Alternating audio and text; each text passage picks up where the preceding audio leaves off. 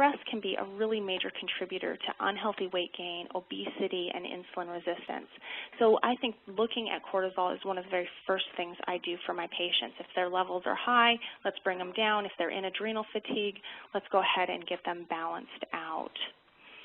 So we've seen that high cortisol reactivity in response to stress may actually lead to eating after stress, and that we know that it really affects the mechanisms affecting hunger. So over time, this really makes a big change in both weight and health. So people are stressed out, they eat more, which I think is particularly problematic in the economic climate that we have. I know that certainly is what I've been hearing from my patients.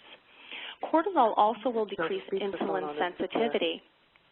So just a moderate increase in cortisol is equivalent to, that's induced by mild stress, will decrease insulin sensitivity, particularly in women who have abdominal obesity.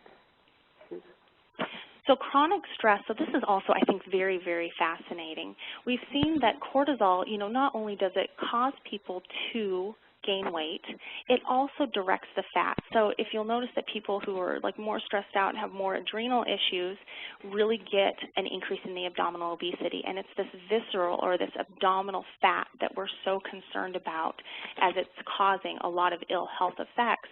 And so when you have higher levels of cortisol, it's going to put a person's weight all around their gut.